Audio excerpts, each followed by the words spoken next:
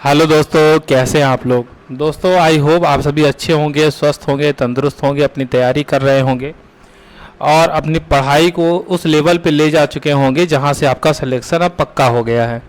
लेकिन दोस्तों पढ़ाई हम कितनी भी कर लें, सबसे इम्पॉर्टेंट तो है वैकेंसी। जब वैकेंसी आएगी, फॉर्म फिलअप होगा, एग्ज़ाम होगा, रिजल्ट आएगा, तो ही तो हम सिलेक्ट हो पाएंगे। तो सबसे इम्पॉर्टेंट है कि पहले वैकेंसी आए। तो आज मैं लेकर के आया हूँ एक वैकेंसी के बारे में डिटेल। और ये वैकेंसी है दोस्तों केंद्रीय भंडारण निगम यानी कि सेंट्रल वेयर हाउसिंग कॉरपोरेशन तक की तरफ से। जी हाँ, CWC की तरफ से ये वैकेंसी निकाली गई है। आइए देखते हैं क्या वैकेंसी है, क्या इसकी एलिजिबिलिटी क्राइटेरिया है, कौन कौन इस फॉर्म को भर सकता है। जैसे ही आप इसके वेबसाइट पे आते हैं, तो वेबसाइट पे जैसे ही आप आएंगे तो देखिए career@CWC डायरेक्ट रिक्रूटमेंट 2023 करके आपको यहाँ देखने को मिल रहा है। इस पर आप क्लिक करिए। जैसे आप इस पर क्लिक करेंगे, थोड़ा सा आपको वेट करना पड़ेगा। ये देखिए यहाँ पे आपको दिख रहा है ना career@ डायरेक्ट रिक्रूटमेंट, और यहाँ पे देखिए लेटेस्ट न्यूज़ भी चल रहा है वैकेंसी के बारे में। कहीं भी क्लिक कर लीजिए, यहाँ वहाँ कहीं भी क्लिक कर लीजिए। तो यहाँ पे देखिए click here to apply online, यहाँ अप्लाई करने के लिए है, और यहाँ पर है कि डाउनलोड करने के लिए। तो अप्लाई करने से पहले आप डाउनलोड कर लीजिए, ठीक है ना। अब चूंकि मैंने यहाँ डाउनलोड कर रखा है इसलिए रीडाउनलोड के लिए आ रहा है। आप यहाँ पे क्लिक करके आप डाउनलोड कर सकते हैं एडवर्टीजमेंट, ठीक है। और यहाँ पे जब आप क्लिक करेंगे तो यहाँ से आप अप्लाई कर सकते हैं, ठीक है। अप्लाई करने के लिए आपको कुछ नहीं करना होता है। सबसे पहले आपको यहाँ क्लिक हियर न्यू रजिस्ट्रेशन पे क्लिक करना होता है। जब आप न्यू रजिस्ट्रेशन पे क्लिक करेंगे तो देखिए यहाँ पे आपको अपना फर्स्ट नेम, अपना common name, middle name, last name, अपना फुल पूरा नेम आपका यहाँ पे आ जाएगा। उसके बाद आपको मोबाइल नंबर, आपका alternate mobile number, email ID, उसके बाद कैप्चा कोड डालने के बाद सेव कर देना है, ठीक है। और इस तरीके से कुछ प्रोसेस को फॉलो करते हुए आप अपना रजिस्ट्रेशन कर सकते हैं, ठीक है। सबसे पहले बेसिक डिटेल भरेंगे, फिर फ़ोटो सिग्नेचर है, फिर डिटेल्स है, प्रीव्यू, अपलोड, पेमेंट। तो इस तरीके से आप कर सकते हैं। लेकिन सबसे इम्पॉर्टेंट क्या होता है दोस्तों, सबसे इम्पॉर्टेंट होता है कि आप अगर फॉर्म भरने जा रहे हैं तो फॉर्म भरने से पहले उसके बारे में आपको पूरी जानकारी हो जाए। जब आपको पूरी जानकारी रहेगी तब तो फॉर्म भरेंगे। तो उससे पहले होता है कि आप जो नोटिफिकेशन है उसको स्टडी कर लें। तो आइए नोटिफिकेशन को एक बार हम लोग पूरा स्टडी कर लेते हैं कि क्या खास है नोटिफिकेशन में, ठीक है। तो देखिए ये हमारे पास नोटिफिकेशन है जो मैंने आपके लिए पहले से डाउनलोड कर रखा है और जो पॉइंट्स हैं उसको हाईलाइट कर रखा है, ठीक है दोस्तों। बाकी एक बार डाउनलोड करके आप खुद डिटेल में पढ़ लीजिएगा। पोस्ट के बारे में देखें तो इसमें देखिए असिस्टेंट इंजीनियर सिविल की पोस्ट है जिसकी 18 वैकेंसी है। इसके अलावा अगर आप देखें असिस्टेंट इंजीनियर इलेक्ट्रिकल, इसकी 5 वैकेंसी है। अकाउंटेंट की 24 है। सुपरिटेंडेंट की 11 है। Technical assistant, junior technical assistant की 81 है। तो अगर आप देखते हैं तो टोटल 178 पदों के लिए वैकेंसी निकाली गई है। सैलरी भी अच्छी खासी यहाँ पे आपको दिख सकता है, आप यहाँ देख लीजिए। एक अच्छी खासी सैलरी पैकेज यहाँ पर आपको दिखाई पड़ रहा है। इसके अलावा सैलरी पैकेज के अलावा कुछ अदर बेनिफिट भी आपको मिलते हैं, वो भी इसके बारे में भी आगे डिस्कस किया जाएगा। अगर बात किया जाए अपर एज की कि मैक्सिमम एज कितनी होनी चाहिए, तो असिस्टेंट इंजीनियर सिविल के लिए अगर भर रहे हैं तो 23 साल से ज़्यादा नहीं होना चाहिए। असिस्टेंट इंजीनियर अगर इलेक्ट्रिकल के लिए भर रहे हैं तो 23 साल से ज़्यादा नहीं होना चाहिए। इसी तरीके से अकाउंटेंट के लिए 30 साल से ज़्यादा नहीं होना चाहिए। सुपरिटेंडेंट के लिए 30 से ज़्यादा नहीं, और जूनियर टेक्निकल असिस्टेंट के लिए 28 से ज़्यादा नहीं होनी चाहिए। बस इसमें एक चीज़ ध्यान रखिएगा कि ये जो अपर एज लिमिट है इसमें रिलैक्सेशन भी आपको मिलता है। तो जो एज रिलैक्सेशन आपको मिलेगा आपके कैटेगरी के अकॉर्डिंग वो भी आप देख लीजिएगा, ठीक है। अभी आपको मैं दिखा दूंगा, वो तो आपको वैसे पता ही होनी चाहिए। अच्छा, इसके अलावा एक इम्पॉर्टेंट बात कि CWC also invites application from eligible candidate for recruitment on direct basis to draw panel to fill up vacancies for the post indicated below for central warehouse and offices located in UT and Ladakh. तो जो Ladakh UT है और north eastern India है उसके लिए भी इन्होंने कुछ पोस्ट स्पेशल रिक्रूटमेंट ड्राइव यानी कुछ स्पेशल पोस्ट के लिए भी वैकेंसी निकाली गई है। 2 पोस्ट आप देख सकते हैं यहाँ पे। सुपरिटेंडेंट की 2 पोस्ट है, हाँ। तो ये सुपरिटेंडेंट की 2 पोस्ट के लिए वैकेंसी निकाली गई है। 30 ईयर्स इसकी एज लिमिट है मैक्सिमम। जूनियर टेक्निकल असिस्टेंट के लिए 10 पोस्ट, इसके लिए वैकेंसी निकाली गई है जिसकी 28 साल है। Junior technical assistant UT of Ladakh, ये नॉर्थ ईस्ट के लिए था, ये UT ऑफ लद्दाख, इसके लिए 2 पोस्ट निकाली गई है। तो वो ये कुछ स्पेसिफिक एरिया रीजन के लिए कुछ स्पेसिफिक पोस्ट निकाली गई हैं इसे भी आप फिल करेंगे। इसमें क्या खास ध्यान देना है कि for junior technical assistant 10 post are for north east region and 2 post are for UT of Ladakh. For superintendent general 2 post are for north eastern region. Superintendent की जो 2 पोस्ट है वो नॉर्थ ईस्टर्न रीजन की है केवल, और जो जूनियर टेक्निकल असिस्टेंट की 10 पोस्ट है वो नॉर्थ ईस्ट रीजन की है, और 2 पोस्ट है यूटी ऑफ लद्दाख के लिए, ठीक है ना।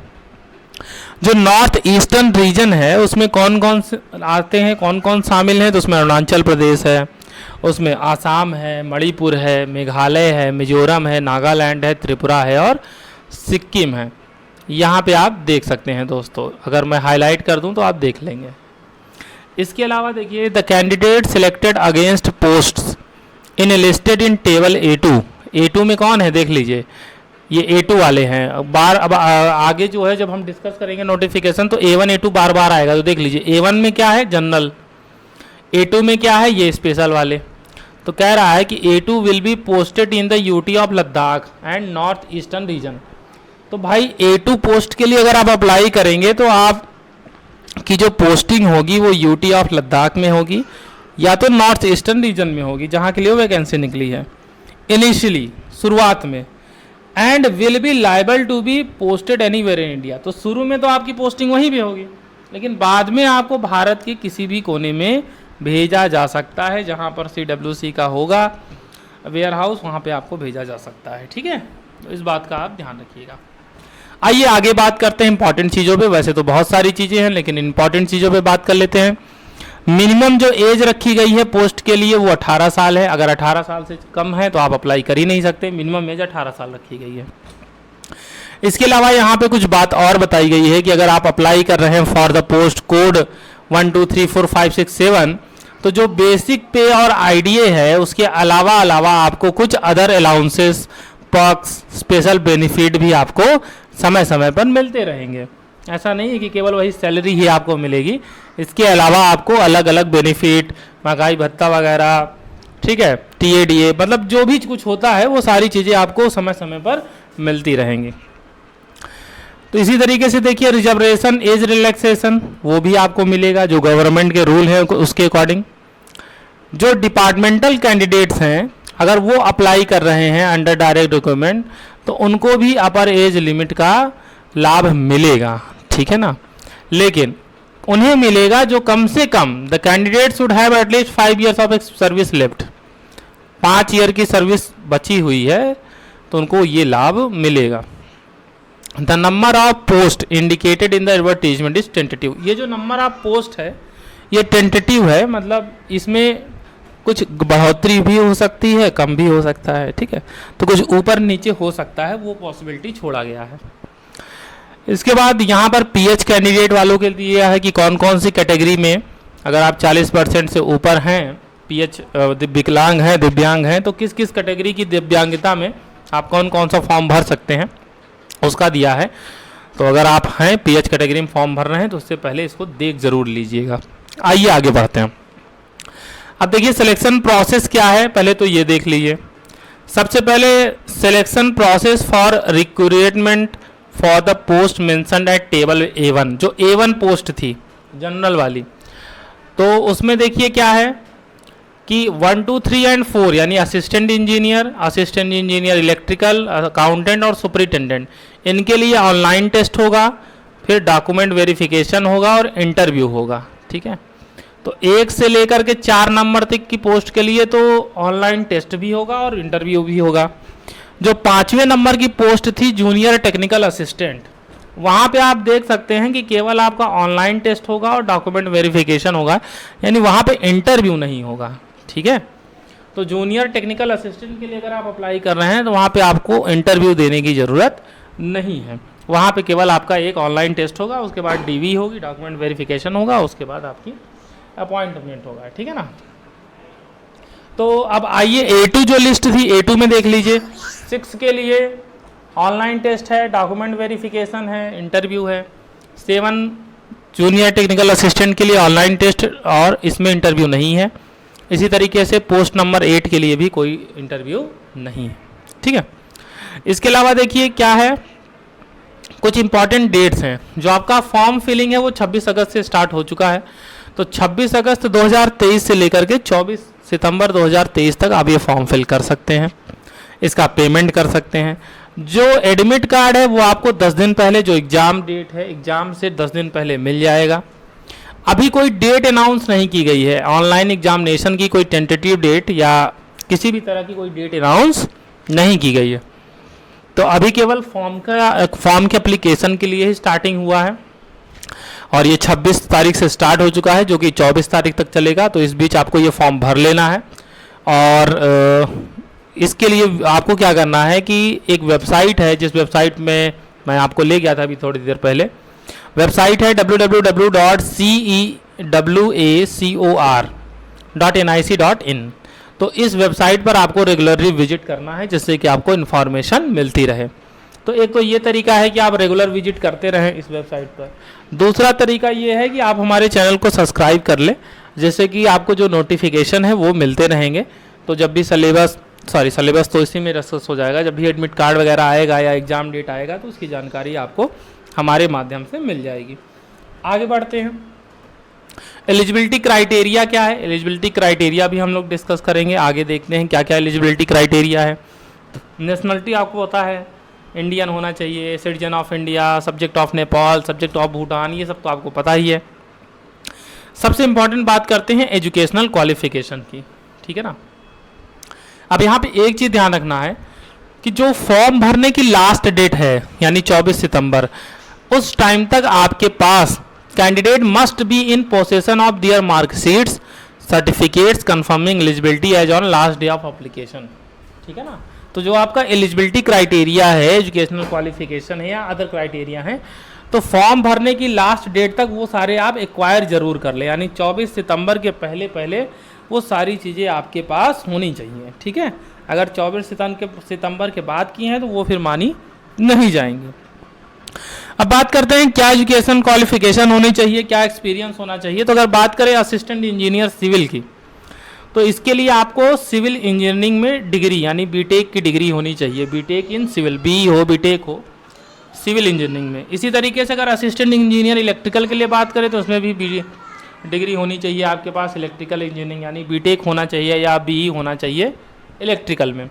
एक्सपीरियंस नहीं है, एक्सपीरियंस नील है, एक्सपीरियंस नहीं मांगा गया है।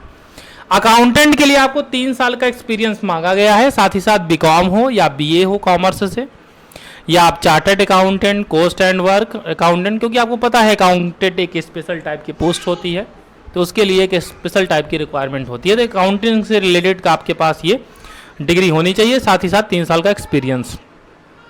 सुपरिटेंडेंट के लिए क्या होना चाहिए, आप एक पोस्ट ग्रेजुएट डिग्री होनी चाहिए आपके पास किसी भी डिसिप्लिन में, यानी किसी भी स्ट्रीम में आप पोस्ट ग्रेजुएट होने चाहिए, एक्सपीरियंस नहीं मांगा गया है। जूनियर टेक्निकल असिस्टेंट के लिए क्या है, तो जूनियर टेक्निकल असिस्टेंट के लिए देखिए क्या है, डिग्री इन एग्रीकल्चर और a degree with zoology, chemistry और biochemistry as one of the subject. अब या तो आपके पास एग्रीकल्चर में डिग्री हो, बीएससी वगैरह किए हो एजी से, अगर नहीं किए हैं तो फिर आपके पास अगर जूलॉजी, केमिस्ट्री या बायोकेमिस्ट्री एक सब्जेक्ट है तो वो भी आप भर सकते हैं। अब आइए A2 में देख लीजिए, सुपरिटेंडेंट के लिए एक्सपीरियंस नो। अच्छा, ये जूनियर टेक्निकल असिस्टेंट में भी कोई एक्सपीरियंस नहीं चाहिए था, ठीक है।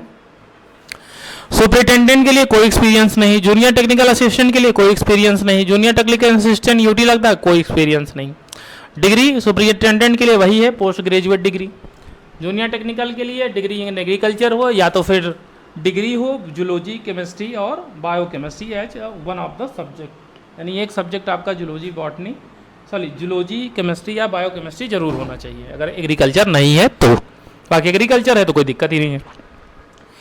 इसके साथ ही साथ एक इम्पॉर्टेंट चीज़ आपको तो पता ही है दोस्तों कि आजकल कंप्यूटर हर जगह अनिवार्य हो गया, क्योंकि कंप्यूटर का नॉलेज बहुत मस्ट हो गया है, सारी चीज़ें कंप्यूटराइज्ड हो गई हैं, इसलिए working knowledge of computer for all the posts will be added advantage. अगर आपके पास कंप्यूटर की नॉलेज है, आपके पास कंप्यूटर की बेसिक नॉलेज है, तो ये आपके लिए बहुत ज़्यादा हेल्पफुल होगी। तो कंप्यूटर की भी एक बेसिक नॉलेज आपको होनी चाहिए।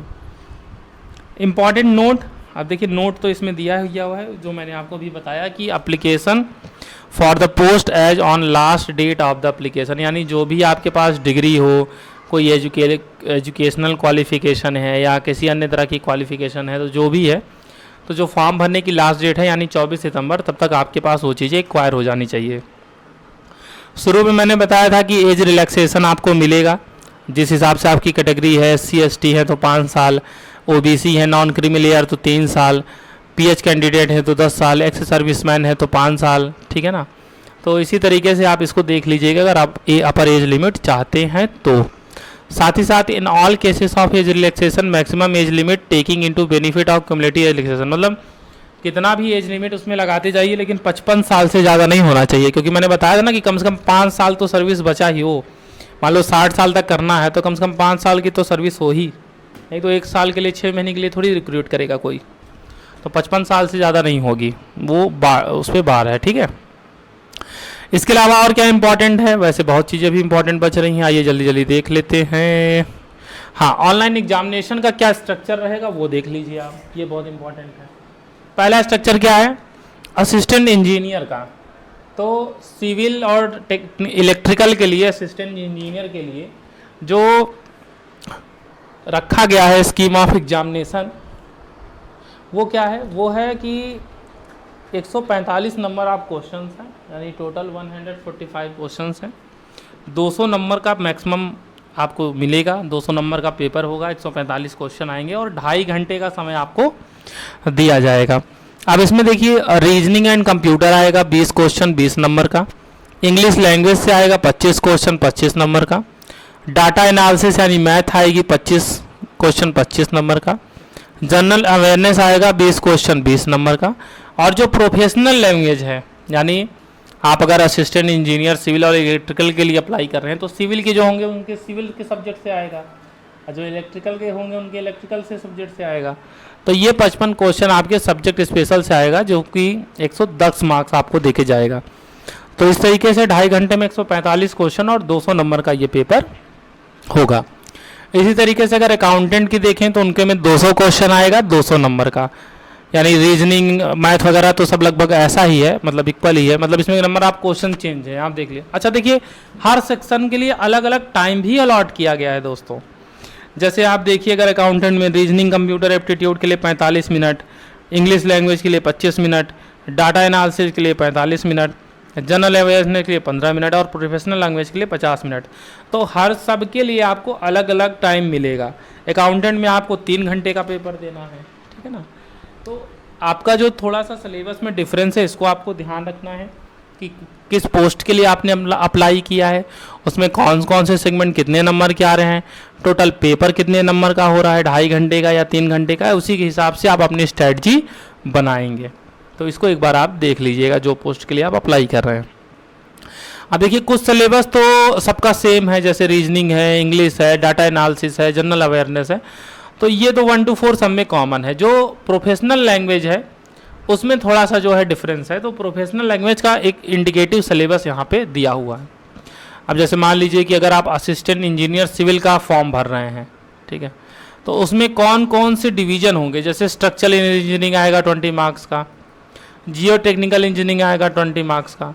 तो एक पूरा इंडिकेटिव सिलेबस दिया हुआ है आपके प्रोफेशनल लैंग्वेज टेस्ट के लिए।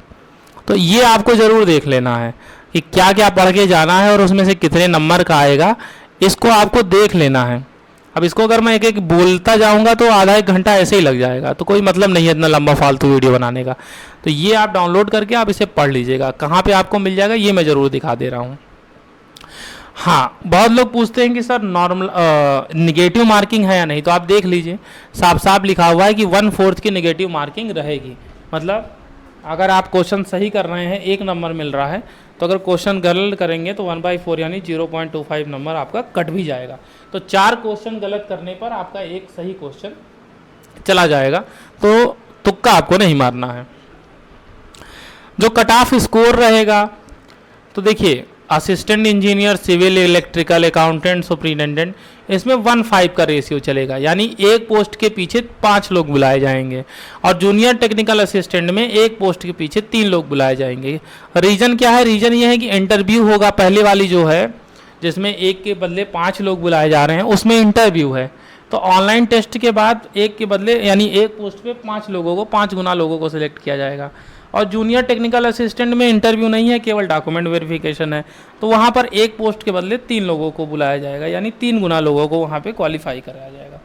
तो आपको क्या है, एक चीज़ ध्यान रखनी है कि आपको जब एग्ज़ाम आप देंगे तो हर सेक्शन में तो आपको पास होना ही है, फिर ओवरऑल भी आपको पास होना है। ऐसा नहीं है कि आपका कंप्यूटर वाला अच्छा है पार्ट या मैथ वाला अच्छा पार्ट है तो उसमें आप पास हो गए, बाकी में कम नंबर गेन किए, नहीं। एक तो है कि मिनिमम नंबर हर सेक्शन में लाना है, उसके बाद ओवरऑल भी लाना है, ठीक है ना। ये चीज़ आपको ध्यान रखना है। तो यहाँ पे मैंने बल्कि हाईलाइट भी कर दिया है, आप पढ़ सकते हैं, ठीक है। और आपको कुछ इंपॉर्टेंट चीज़ मैं बता देता हूँ। The total marks allotted for interview shall be 100। जिन पोस्ट में इंटरव्यू लिया जाएगा तो इंटरव्यू का 100 मार्क्स अलॉट किया गया है। ऑनलाइन एग्जामिनेशन और रिटन इंटरव्यू, जो रिटन एग्जामिनेशन ऑनलाइन एग्जामिनेशन आपका होगा, जिसको रिटन एग्जाम बोल सकते हैं, और जो इंटरव्यू होगा, उनका जो वेटेड है दोस्तों आप देख सकते हैं 85 और 15 का है।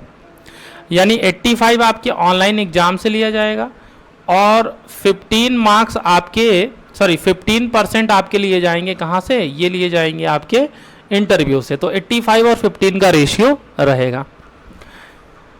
इसके अलावा देखिए क्या खास है वो भी आप देख लीजिए। इसके अलावा तो आई थिंक मैंने जो इम्पोर्टेंट बातें थी वो आपको बता दी हैं। हाँ, एप्लीकेशन फ़ीस कितना लगेगा ये इम्पॉर्टेंट है। तो 1250 रुपये लगेगा जनरल के लिए, मेल कैंडिडेट हैं जनरल के, EWS हैं या OBC हैं, SC ST हैं या वुमेन कैंडिडेट हैं, फीमेल हैं, तो फिर 400 रुपये ही लगेगा, ठीक है। तो 1250 और 400 ये फ़ीस आपकी है।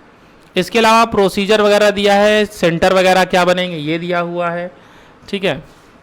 कॉल लेटर, अब देखिए इसमें जो इम्पॉर्टेंट बातें थी दोस्तों वो मैंने आपको बता दी हैं, ठीक है।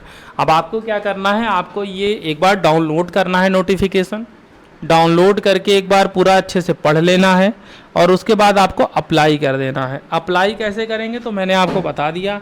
आपको वेबसाइट पे आना है, देख लीजिए वेबसाइट क्या है, ठीक है। उस वेबसाइट पे आना है जो मैंने वेबसाइट आपको बताई थी, और वेबसाइट पे जब आप यहाँ पे आएंगे तो click here to apply online करेंगे। जैसे ही आप देखिए तुरंत यहाँ पे आप डायरेक्ट कर दिए जाएंगे, और जैसे भी यहाँ पे डायरेक्ट कर दिए जाएंगे तो यहाँ पे है login for already registered candidate.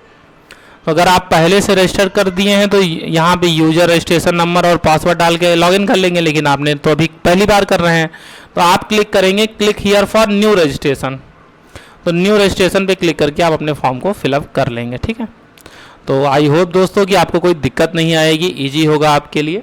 और बस एक रिक्वेस्ट आपसे करूंगा, अगर वीडियो अच्छी लगी हो तो वीडियो को लाइक ज़रूर कर दीजिएगा, हमारे चैनल को सब्सक्राइब कर दीजिएगा, जिससे कि लेटेस्ट अपडेट आप तक मिलते रहे, आपको पहुंचते रहें।